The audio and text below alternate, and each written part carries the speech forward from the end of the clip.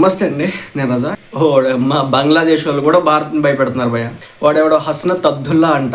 బంగ్లాదేశ్కి సంబంధించినటువంటి ఎన్సిపి అని చెప్పేసి ఒక పార్టీ ఉందంట. ఆ పార్టీకి సంబంధించినటువంటి ఒక లీడర్ అట. వీడు వాగుతున్నాడు, భారతదేశంలో ఉన్నటువంటి మన 7 సిస్టర్స్ ఈశాన్య రాష్ట్రాలు ఏవైతే ఉన్నాయో, మిజోరాం కావచ్చు, అస్సాం కావచ్చు, ఆ పక్కన ఉన్నటువంటి రాష్ట్రాలు ఏవైతే ఉన్నాయో ఆ 7 రాష్ట్రాలను కూడా మేము లాగేసుకుంటాం అని చెప్పేసి డైరెక్ట్గా భారత్కి వార్నింగ్ ఇస్తున్నటువంటి person Hasnat Abdullah, A central leader of the Islamist political party, radical Islamist political party NCP has directly threaten to rapidly breakup India's 7 sisters. So వీళ్ళు ముక్కలు చేస్తారట. మనోడి చెయ్యి ఊపుతా ఉంటే ఆ చెయ్యి నేను ఎక్కడ ఊడిపోద్దని చెప్పేసి అనుకున్నాను అనమాట. సో ఇలా మరి భారత్ అంటే వాళ్ళకి ఎలా ఉందో, the political party was formed in the support of Yunus Bangladesh. So ఎవడైతే మొహమ్మద్ యూనస్ అని చెప్పేసి ఉన్నాడో ఆ దేశానికి సంబంధించి ప్రస్తుతానికి మరి ప్రధాని అయితే ఎన్నిక కాలేదు, ఆపద్ధర్మ ప్రధానిగా పెట్టుకున్నట్టున్నారు ఆ దేశానికి. ఆ వ్యక్తి ఏర్పాటు చేయించినటువంటి ఒక పార్టీకి సంబంధించినటువంటి ఒక వ్యక్తిగా ఈ వ్యక్తిని చెప్పడం అయితే జరుగుతోంది. ఇది ఈరోజు జరిగిందే కాదు, మొన్నటికి మొన్న పాకిస్తాన్కి సంబంధించినటువంటి ఒక ఆర్మీ జనరల్ని, అసిమునిర్ కాదులండి, ఇంకొకటి ఎవడనో ఆర్మీకి సంబంధించినటువంటి ఒక అధికారిని వీళ్ళ దేశం పిలిపించుకొని ఈ మొహమ్మద్ యూనస్ అనేవాడు భారతదేశంలో ఉన్నటువంటి కొన్ని ప్రాంతాలని, మన రాష్ట్రాలని వాళ్ళ మ్యాప్లో అతికించుకొని తీసుకువెళ్ళి దాన్ని అతనికి ప్రజెంట్ చేసే ప్రయత్నం అయితే చేసినాడు. ఆ రోజే భారతదేశం చాలా గట్టిగా ఇచ్చింది.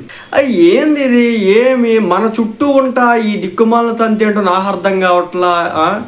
ఎవడబడితే వాడు మన దేశానికి వార్నింగ్ ఇస్తూ ఉన్నాడు. అటు పక్క పాకిస్తాన్ వార్నింగ్ ఇస్తుంది, ఇటు పక్క మాల్దీవ్స్ వార్నింగ్ ఇస్తుంది, ఇప్పుడేమో ఈ బంగ్లాదేశ్ వాళ్ళు కూడా వార్నింగ్ ఇస్తారు. తింటాకి తిండి లేదు, ఉంటాకి నీడ లేదు, ఎప్పుడు చూసినా నోట్లో పాను పెట్టుకొని ఆ రీల్స్ అవి వస్తూ ఉంటే వీళ్ళ బతుకంతా అంతే. ఈ ప్రపంచానికి చాలా దూరంగా ఉన్నటువంటి వ్యక్తులు, ఇలాంటి వ్యక్తులు కూడా అక్కడ కారు కూతలకు వస్తూ ఉంటే వీళ్ళకి మన దేశం నుంచి కొన్ని ఫండ్స్ కూడా పోతూ ఉంటాయి అనమాట. ఎలా అంటే మన దేశ గవర్నమెంటే మరి వీళ్ళ డెవలప్మెంట్ కోసం చెప్పేసి అక్కడ ఆ దేశాల్లో కూడా ఎంతో కొంత చేస్తూ ఉంటుంది. శ్రీలంకలో కావచ్చు, ఆ మాల్దీవ్స్లో కావచ్చు, బంగ్లాదేశ్లో కావచ్చు, ఆ పాకిస్తాన్ తప్పించి ఆ భూటాన్లో కూడా కావచ్చు. సో ఈ దేశాల్లో ఎంతో కొంత, నేపాల్లో కూడా భారత్ మీద వ్యతిరేకత.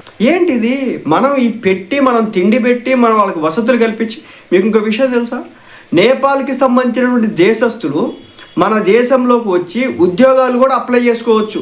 అలాంటి చట్టాలు ఉన్నాయి మన దేశంలో. మరి నాకు ఈ వింతలేంటి అర్థం కాదు. చెప్తున్నా, కంటికి కన్ను పంటికి పన్ను.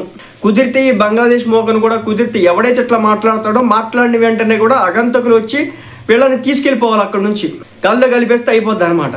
అలాంటివి చేస్తే కనుక కొంచెం పరిధిలో ఉంటారు, జాగ్రత్తగా ఉంటారు.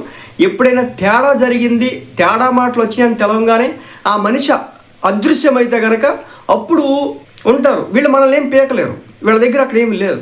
తింటాకే సరిగ్గా తినలేను ఆ పాకిస్తాన్ వాళ్ళు, వీళ్ళు తింటాకి తినలేని వాళ్ళు. సో సింపుల్గా చైనా ఈ మధ్యకాలంలో ఏదో ఇదిల్చిందనమాట. ఇదిల్చిన కాడి నుంచి వీళ్ళకి నోటికి ఎక్కువ మాటలు వస్తున్నాయి అనమాట. ఈ వాగుడు మనం తగ్గించాలి, తప్పనిసరిగా తగ్గించాలి.